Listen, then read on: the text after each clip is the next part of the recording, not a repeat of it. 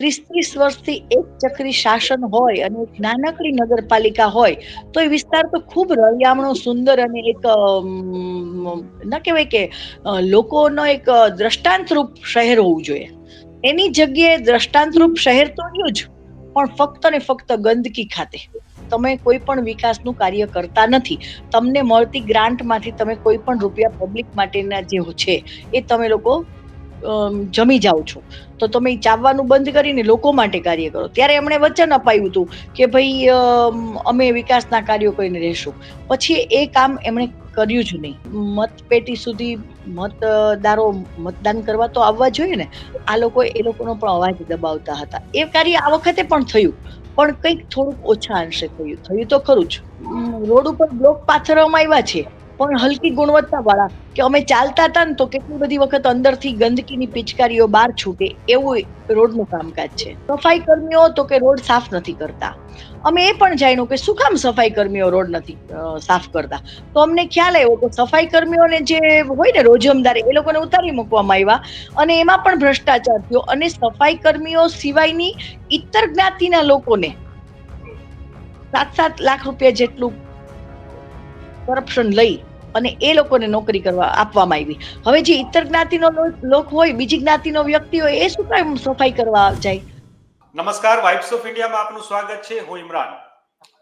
ગુજરાતની જે સ્થાનિક સ્વરાજ્યની જે ચૂંટણીઓ થઈ એના ગઈકાલે પરિણામો આવ્યા અને કેટલાક ચોંકાવનારા પરિણામો પણ આવ્યા, કારણ કે સૌની નજર સૌરાષ્ટ્રમાં જે નગરપાલિકા ઉપર હતી એ નગરપાલિકા એટલે કુતિયાણા નગરપાલિકા, જ્યાં ઢેલીબેન ઓડેદરાનું છેલ્લા 30 વર્ષથી શાસન હતું અને શાસનનો અંત લાવી દીધો છે જાડેજા પરિવારે.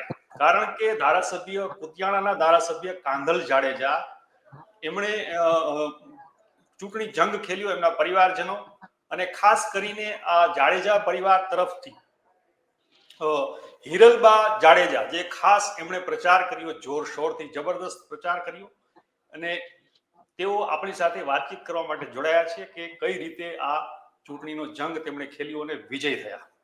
આપનું સ્વાગત છે વાઇબ્સ ઓફ ઇન્ડિયામાં મેડમ. નમસ્કાર જી, શું કહેશો આ જે વિજય થયો એને લઈને? કઈ રીતની તૈયારીઓ હતી ને કઈ રીતે કયા મુદ્દાઓ હતા જેના કારણે તમે લોકોનું દિલ જીતી શક્યા, મતદારોને આકર્ષી શક્યા? સૌ પ્રથમ તો જે મતદાતાઓએ અમારા ઉપર ભરોસો મૂકી અમને મત આપ્યા અને કાંધલ જાડેજા અને અમારે કાના જાડેજાની તમામ પેનલો જીતી મોટા ભાગની, એ માટે સૌ મતદાતાઓનો આભાર માનું છું અને એક પ્રેસ મીડિયાનો આભાર માનું છું. કારણ કે મોટા ભાગે બધા જ લોકોએ ખૂબ અમારા ઇન્ટરવ્યુ લીધા છે અને બધાએ અમારી વાત સાંભળી, લોકો સુધી પહોંચાડી છે, અને તેના માટે પ્રેસ મીડિયાનો પણ આભાર વ્યક્ત કરું છું. અને રહી વાત મેઇન મુદ્દાની કે અમે ઇલેક્શન કઈ પદ્ધતિથી જીત્યા, તો ભાઈ અમારી પાસે કોઈ પદ્ધતિ નથી. અમે હંમેશા જ્યાં પણ ઇલેક્શન લડવાનું છે ત્યાં એનો સર્વે કરીએ જઈએ. હું પણ ડોર ટુ ડોર પ્રચાર કર્યો મેં કુતિયાણામાં, અને લોકોને સાંભળ્યા, લોકોની મુશ્કેલીઓ જોઈ, નજરે નિહાળી. એના વિડીયો પણ મારા મેં ક્યાંક ક્યાંક શેર કર્યા છે, આપે પણ કદાચ નિહાળ્યા હશે. એ બધા મુદ્દાઓ કે જ્યાં વિકાસના નામે નિંદુ 30 વર્ષથી એક ચક્રી શાસન હોય અને એક નાનકડી નગરપાલિકા હોય તો એ વિસ્તાર તો ખૂબ રળિયામણો, સુંદર અને એક ના કહેવાય કે લોકોનો એક દ્રષ્ટાંતરૂપ શહેર હોવું જોઈએ. એની જગ્યાએ દ્રષ્ટાંતરૂપ શહેર તો રહ્યું જ, પણ ફક્ત ને ફક્ત ગંદકી ખાતે. કારણ કે તમામ વહીવટ એટલે ભ્રષ્ટાચારની વાત એટલે હું કરું તો એટલી બધી વાતો છે. મેં અગાઉના અનેક ઇન્ટરવ્યુમાં એ વાત કરી જ છે. પણ લોકોની પાસે અમે અપીલ કરી હતી, લોકોને કહ્યું હતું કે એક તક અમને આપો, આ શહેરને ફરીથી રળિયામણું અને સુંદર બનાવવાની, સ્વચ્છ બનાવવાની નેમ અમારી છે. અને લોકોએ અમારા ઉપર પૂર્ણ ભરોસો મૂક્યો અને એ વિજય પ્રાપ્ત થયો છે. ત્યારે એ વિજયનો અમને જશ્ન મનાવવાના બદલે અમે હવે એટલું જ ઈચ્છીએ છીએ કે અમને મળેલી જે સત્તા છે એ ઈશ્વર દ્વારા મતદાતાઓના દિલથી અમારા સુધી પહોંચી છે. ત્યારે એ સત્તાનો સદુપયોગ કરી લોકોની જે પ્રાથમિક સુવિધાઓ છે જેનો અભાવ છે ત્યાં એ દરેક સુવિધાઓને અમે પૂરી પાડવાની શરૂઆત કરીએ. જી. અને 30 વર્ષથી જે શાસન હતું ઢેલીબેનનું, તો એમની સામે જેમ કે કાંધલભાઈએ એક નિવેદન આપ્યું હતું કે અમારી જે ચૂંટણીનો જંગ છે ભાજપ સામે નહીં, પણ જે કેટલાક વાંધા હતા ઢેલીબેન શાસન કરતા હતા એની સામે હતો. તો એ કયા પ્રશ્નો હતા, કયા મતભેદો હતા કે જેનો મુદ્દો બનાવીને તમે ચૂંટણી લડ્યા? ભાઈ, મતભેદો તો અમારા બીજા તો કાંઈ જ નથી. કારણ કે મતભેદોની વાત એ હતી કે અમે કાંદલભાઈ જ્યારે ધારાસભ્ય થયા ત્યારે 2012માં પણ અમે ઇલેક્શન નગરપાલિકાનું લડવા તૈયાર હતા. પરંતુ ત્યારે ત્યાં ઢેલીબેને એમના વડીલોને અમારી પાસે મોકલ્યા અને કીધું કે ભાઈ, અહીંયા અમે બધા સમરસ કરીને ઇલેક્શન વગર અમે લોકો અહીંયા બધું કરી રહ્યા છીએ, તો તમે લોકો અમને સપોર્ટ કરો. એટલે અમને એમ થયું કે જો ચૂંટણીઓને ન આવતી હોય અને લોકો શાંતિથી જીવી શકતા હોય અને સારું વાતાવરણ આપતા હોય તો અમને કાંઈ વાંધો નથી. અમને ત્યારે પણ એમની સાથે એ જ વાંધો હતો કે તમે કોઈ પણ વિકાસનું કાર્ય કરતા નથી. તમને મળતી ગ્રાન્ટમાંથી તમે કોઈ પણ રૂપિયા પબ્લિક માટેના જે છે એ તમે લોકો જમી જાઓ છો. તો તમે ચાવવાનું બંધ કરીને લોકો માટે કાર્ય કરો. ત્યારે એમણે વચન અપાયું હતું કે ભાઈ અમે વિકાસના કાર્યો કરીને રહેશું. પછી એ કામ એમણે કર્યું જ નહીં. અને 2012નું જ્યારે ઇલેક્શન આવ્યું ત્યારે અમે ફરી અમારા ઉમેદવારોને ઉભા રાખ્યા. ત્યારે થોડીક અમારી પણ ભૂલ હતી. એટલે અમારી ભૂલ એ હતી કે અમે ત્યાં કુતિયાણાના ઉમેદવારો બધા હતા, એમને ઉભા રાખ્યા, પણ કોઈ વ્યવસ્થિત એક વ્યક્તિ એટલે કે અમે જાહેર ન કરી શક્યા. અને અમારી એ ભૂલના કારણે ઉમેદવારોને એ લોકોએ ખૂબ જ દબાવ્યા, ધાક ધમકીઓ આપી, દાદાગીરીઓ કરીને ઘરે બેસાડ્યા, અને એ કારણે એ ઇલેક્શન અમે લોકો ન જીતી શક્યા. એટલે આ વખતનું જયારે ઇલેક્શન આવ્યું ત્યારે કુતિયાણાના જ લોકો, જે લોકો એક સમય અમને એમ કહેતા હતા કે ના તમે ઢેલીબેનને નગરપાલિકાને સંભાળવા દો અને ખૂબ સારું કાર્ય કરશે, એ જ લોકો અમારી પાસે આવ્યા અને અમને કીધું. એટલે અમારે ફરજિયાતપણે આ વખતે ઊભું પણ થવું પડ્યું અને નક્કી થયું કે ભાઈ અમારા ઘરનો એક ચહેરો આપીએ તો જ ત્યાં જે ઉમેદવારો છે એ પણ ના ડરે અને મતદારો પણ ના ડરે. કારણ કે મતપેટી સુધી મતદારો મતદાન કરવા તો આવવા જોઈએ ને. આ લોકો એ લોકોનો પણ અવાજ દબાવતા હતા. એ કાર્ય આ વખતે પણ થયું, પણ કંઈક થોડુંક ઓછા અંશે થયું તો ખરું જ. એટલે એટલા માટે અમારે કાંધલથી નાના ભાઈ કાનાને ઉમેદવાર તરીકે ત્યાં ડિક્લેર કરવો પડ્યો અને ત્યાંનું ઇલેક્શન લડ્યા આપણે. અને વિકાસના એક પણ એવો મુદ્દો નહોતો. આપે એમની પૂર્વ પ્રમુખશ્રીની જેટલી પણ સભાઓ અથવા તો એમના ઇન્ટરવ્યુ સાંભળ્યા હશે, એમાં એક પણ જગ્યાએ એ પોતે વિકાસની વાત કરી જ નથી શક્યા. ફક્ત એટલું જ કહી શક્યા કે આ વખતે આપણા સાંસદ શ્રી છે, જેઓ કેન્દ્રીય મંત્રી છે, જેઓ આપણને આ કરી આપશે ને તે કરી આપશે ને હવે પછી આપણો વિકાસ આગળ વધશે. પણ જે વિકાસ રૂંધાયેલો હતો એની વાત શું? ત્યાં પાયાની જરૂરિયાત એટલે કે લોકોના ઘર સુધી નગરપાલિકાની ગાડી કચરો લેવા માટે આવવું જોઈએ, જે નથી આવતી. લોકોને નગરપાલિકા તરફથી ભીનો કચરો અને સૂકા કચરા માટે ડસ્ટબિન આપવી જોઈએ, જે આજ દિવસ સુધી ત્યાંના કોઈ પણ લોકોએ એ જોઈએ જ નથી. પછી ભૂગર્ભ ગટર યોજના તો ત્યાં નથી. ત્યાં રોડ ઉપર બ્લોક પાથરવામાં આવ્યા છે, પણ હલકી ગુણવત્તા વાળા, કે અમે ચાલતા હતા ને તો કેટલી બધી વખત અંદરથી ગંદકીની પિચકારીઓ બહાર છૂટે એવું રોડનું કામકાજ છે. દરેક જગ્યાએ કચરાના ઢગ એટલે આમ ખૂબ મોટા મોટા ઢગલા હોય ને કચરાના, એવા રોડ. સફાઈ કર્મીઓ તો કે રોડ સાફ નથી કરતા. અમે એ પણ જાણ્યું કે શું કામ સફાઈ કર્મીઓ રોડ નથી સાફ કરતા.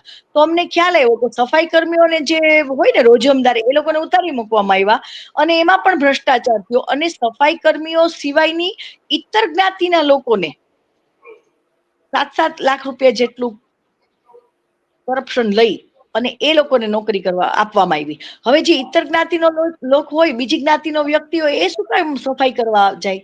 એને તો પૈસા આપ્યા છે એટલે એની પોતાની નોકરી બેઠો બેઠો કરે. એટલે લોકો દરેક સુવિધાથી વંચિત હતા. અને જ્યાં જુઓ ત્યાં કચરો કચરો કચરો, સુલભ શૌચાલય નહીં. ગામની અંદરમાં એક પણ જગ્યાએ કચરા પેટી કોઈ પણ જગ્યાએ નહીં. આવી અનેક સુવિધાઓથી વંચિત છે કુતિયાણાની પ્રજા. બીજી વાત છે કે પ્રધાનમંત્રી આવાસ યોજના 3.5 લાખ રૂપિયા લોકોને આવતા હતા. તો જે નબળા વર્ગના લોકો છે એને 3.5 લાખ રૂપિયા મળે, એમાંથી પણ 1 લાખ રૂપિયાની આ લોકોની કટકી, અને માથે જતા એ જે મકાન બનાવે એ પણ કોન્ટ્રાક્ટ એ લોકોનો, એટલે એમાં પણ નબળી ગુણવત્તા વાળું કામ. એટલે લોકો એટલા બધા હેરાન પરેશાન છે. હું તો જેટલા પ્રધાનમંત્રી આવાસ યોજનાના મકાનો હતા, જ્યાં જ્યાં બારે પ્રધાનમંત્રી આવાસ યોજનાની નામ સાથેની પ્લેટ લગાવેલી હતી, એવા દરેક લોકોને મળી. મને એમ લાગ્યું કે આ વાત સાચી છે કે ખોટી, એ મેં તપાસ કરી. હું રસ્તા ઉપર, હું 6 વોર્ડમાં ચાલીને નીકળી એટલે મેં ગંદકી પણ જોઈ, ભૂગર્ભ ગટર યોજના ક્યાંય નથી એ પણ જોયું, કચરાના લોકો બેનો બધી ભેગી થઈને બેચારી બધી પોતાના ઘરનો કચરો પેલા બહાર કાઢે, એ કચરો બહાર થી શેરી સુધી કેટલીક બેનો કાઢે. બધી બેનો તો એવી ન હોય કે બધા કાઢે, પણ કોઈક એરિયામાં એવી રીતે બેનો બિચારી કચરો કાઢે, કોથળામાં ભરે, પણ કચરો નાખવા માટેનો ડમ્પિંગ યાર્ડ પણ નહીં. જે બગીચાઓ, 4 બગીચાઓ એ લોકો ચોપડા ઉપર દેખાડે છે નગરપાલિકાના, જે એમાંથી એક બગીચા સામે તો મેં જ ઉભા રહીને મારી ક્લિપ ઉતારીને લોકો સુધી પહોંચાડી હતી. કદાચ આપે પણ નિહાળી હશે. એ 4 બગીચા જેવી કોઈ ત્યાં ચીજ જ નથી. જ્યાં 4 બગીચા છે ને, એ ફક્ત ને ફક્ત કાગળ ઉપર છે. એવી અનેક વાતો, અનેક યોજનાઓ, આર્થિક જે કઈ વિધવા પેન્શન છે, વૃદ્ધ પેન્શન છે, વિધવા સહાય છે, બેન દીકરીઓને કોઈ નાના નાના ગૃહ ઉદ્યોગો કરવા હોય તો એની લોનો છે, બધું જ, એટલે બધું જ ખવાઈ ગયું છે. કોઈ પણ 1 રૂપિયાનું કામ ત્યાં એમ કયો ને કે નથી થયું એવું કહી શકાય. દાખલા તરીકે 12 કરોડની નગરપાલિકાની ગ્રાન્ટ આવે પણ માંડ 50 લાખ રૂપિયા વપરાણા હોય, બાકીના બધાય હવે એટલા વાપરા હોત ને તો પણ 30 વર્ષમાં ઘણું સારું થયું હોત, પણ એવું કાંઈ જ નથી. અને એ બધી જ વાતો લઈને અમે લોકો સમક્ષ વાત કરી, અને લોકોને કીધું કે આ દરેક કામ કરવાની જવાબદારી અમારી છે, અને લોકોએ અમારા ઉપર વિશ્વાસ મૂક્યો છે. અને આજે અમને જયારે જીત હાસિલ થઈ છે, ત્યારે અમે પણ નગરપાલિકાનું શાસન સંભાળ્યા પછી સૌ પ્રથમ તો કચરો લેવાનું સ્ટાર્ટ કરે ત્યાંથી લઈ અને દરેક કાર્ય કરીશું. વરસાદના ટાઈમમાં અહીંયા ખૂબ જ પાણી ભરાઈ જાય, કમર સુધી પાણી ભરાઈ જાય લોકોને, લોકો બિઝનેસ ના કરી શકે, લોકોના ઘરમાં પણ જો કોઈ એ ટાઈમે કોઈ એક વ્યક્તિ મૃત્યુ પામે તો ખૂબ જ ખરાબ પરિસ્થિતિ. સ્મશાન છે તો કે સ્મશાનની અંદરમાં લાકડા, તો કે એની ગ્રાન્ટ તો કે ખવાઈ ગઈ. સ્મશાનની અંદરમાં પ્રોપર જે સ્મશાન હોવું જોઈએ ને, એની વ્યવસ્થા પણ ત્યાં નથી. લોકોને નાહવાની કે એ પણ વ્યવસ્થા ક્યાંય પણ રોડ ઉપર નહીં. જ્યારે કોઈ સ્વજન મૃત્યુ પામે ત્યારે જે વ્યવસ્થા હોવી જોઈએ એ પણ નથી ભાઈ. એટલે આ પાયાની ન કહેવાય કે આપણે સૌથી પહેલા 0 થી સ્ટાર્ટ કરી અને 10 સુધી પહોંચવું પડે એવી પરિસ્થિતિ છે. જી, તો આપનું કેવું એમ છે કે જે મુખ્ય જે મુદ્દાઓ છે, લોકોની જરૂરિયાતો, એ મુદ્દા ઉઠાવીને જ આપ આજે વિજય છે આપ મેળવી શક્યો છે. તો હવે આગળની રણનીતિ કેવી રહેશે આપની આ પાલિકાને લઈને? મેં આપને જે કીધું કે પ્રાથમિક સુવિધાઓનો અભાવ અને જેટલી પણ ગ્રાન્ટોમાં આ બધા જે ભ્રષ્ટાચાર કર્યા છે, એ અમે આજે જયારે જીત્યા છીએ ત્યારે એક વાત નક્કી થઈ ગઈ. કેટલાક લોકોએ, અમે જયારે રોડ ઉપર હું ચાલીને બધાનો આભાર વ્યક્ત કરવા નીકળી, ત્યારે મને કેટલાક લોકોએ એવું કહ્યું કે બેન 30 વર્ષ પછી કુતિયાણા આઝાદ થયું છે. લોકોએ સામેથી પહેલી વખત બોલતા થયા. બાકી ઇલેક્શન પહેલા જે કોઈ ઇન્ટરવ્યુ લેવા માટે કોઈ પણ ચેનલ વાળા લોકો આવ્યા ને, ત્યારે આ લોકો બોલી નહોતા શકતા, એટલા દબાયેલા હતા. અમે બધાને એક જ વાત કરી હતી કે તમારો અવાજ કાઢો, તમારા પ્રશ્નોનું તમે નહીં બોલો તો ક્યારેય કોઈ દિવસ કઈ કામ નહીં થાય, એટલે તમે બોલતા થાવ. અને લોકો પહેલા જ દિવસે આપણા વિજય પછી તરત જ લોકો બોલ્યા. એટલે આ વિજય છે ને, અમે અમારો નથી માનતા, અમે માનીએ છીએ કે જે મતદાતાઓએ મત આપ્યો છે ને, તેઓનો વિજય થયો છે. એટલે લોકોએ જે અમારા ઉપર વિશ્વાસ મૂક્યો છે, એટલે જે પાયાની સુવિધાઓ જે અત્યારે નથી, એ સૌથી પહેલા શરૂ કરવાની અમે કામગીરી કરીશું. અને તમામ સુવિધાઓ થી વંચિત જે કુતિયાણા હતું, એ તમામ સુવિધાઓ સાથે એક રોલ મોડેલ બને કુતિયાણા શહેર, તેવી અમારી ઈચ્છા છે. અને મને વિશ્વાસ છે, કારણ કે અમારા પરિવારમાં ભ્રષ્ટાચારનો કોઈ પ્રશ્ન જ નથી આવતો. કાંધલ જાડેજા જે 3જી ટર્મ જીતી રહ્યા છે, ત્યારે એમને મળતી ગ્રાન્ટ તમામ જેટલા પણ ગામ છે એ બધામાં આપવામાં આવી છે. અને અત્યારે એ બધા જ ગામડાઓ ઘણી બધી સુવિધાઓથી ભરપૂર છે. રોડ, રસ્તા, પાણી, લાઈટ આ બધા માટે કોઈ જ પ્રશ્ન નથી. જ્યારે અહીંયા તો સ્ટ્રીટ લાઈટ પણ કુતિયાણામાં એક શેરીની અંદરમાં 2 કે 3 સ્ટ્રીટ લાઈટની જરૂરત હોય, જ્યાં એક જ હોય ને એક પણ હોય એ ઓકે ન હોય. એટલે આ બધી જ જે સુવિધાઓથી વંચિત છે, તમામ સુવિધાઓ પૂરી પાડવાની જવાબદારી સાથે આ ઇલેક્શન લડ્યા હતા અને લોકોએ વિશ્વાસ મૂક્યો છે. અને એ જે અમે વાત કરી છે એમ કુતિયાણાને રોલ મોડેલ બનાવીશું. મને તો અફસોસ એક વાતનો છે કે મારા પરિવારના સભ્યો એટલે કે 1990 પહેલા અમે લોકોને બિનહરીફ કરીને આ કુતિયાણાથી વિજયી બનાવેલા છે. જેમાં વિજયદાસજી મહંતનું આપ નામ સાંભળ્યું હશે. એમને બંને ઇલેક્શન, 2 ઇલેક્શનોમાં અમે એમને વિજયી બનાવ્યા બિનહરીફ અને એમને મોકલ્યા છે. અને ત્યાર પછીની જે પરિસ્થિતિ થઈ એ પરિસ્થિતિ પછી અમને એવું લાગ્યું કે અમારે જ સત્તા હાસિલ રાખવી જોઈએ. અને ત્યાર પછી સંતોકબેન જાડેજાને ઉભા રાખ્યા. સંતોકબેને પણ 5 વર્ષમાં અપક્ષ ધારાસભ્ય હોવા છતાં ઘણું બધું કામ કર્યું. અને સૌથી અમારું એ રોલ મોડેલ તરીકે એમણે પણ એક સુંદર મજાનું કામ કર્યું કે કુતિયાણાને સરમણ મુંજા કોલેજ ભેટ આપી કે જેથી કરીને કુતિયાણાના દીકરા દીકરીઓ બહાર ફરવા બારે ભણવા માટે એમને તકલીફ ન પડે ને અહીંયા ભણી શકે. આજે નગરપાલિકા તરફથી મળતું પ્રાથમિક એજ્યુકેશનની વ્યવસ્થા પણ કુતિયાણામાં નથી. સ્કૂલો છે તો એમાં પાણી પડે છે. કોઈ પણ જાતનું આંગણવાડી છે તો એ પણ તૂટી ગઈ છે. ત્યાં બાળકોને બેસવાની વ્યવસ્થા નથી હોતી, બાળકોને નાસ્તાની વ્યવસ્થા નથી થતી. હોસ્પિટલ જેવી કોઈ ચીજ નથી કુતિયાણામાં. હોસ્પિટલ નાની છે તો ડોક્ટરો ત્યાં પરફેક્ટ નથી આવતા.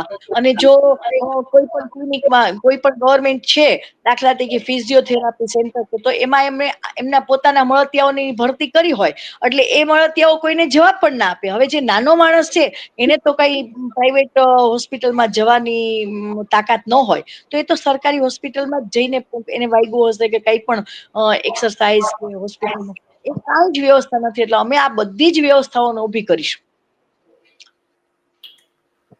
જી હિરલબા, આપે સમય કાઢીને અમારી સાથે વાતચીત કરી અને કુતિયાણાના લોકોને પણ આશા હશે કે આપ જે કરવા ધારો છો વિકાસના કાર્યો એ પૂરા થાય. આપનો ખૂબ ખૂબ આભાર વાઇબ્સ ઓફ ઇન્ડિયા સાથે વાત કરી.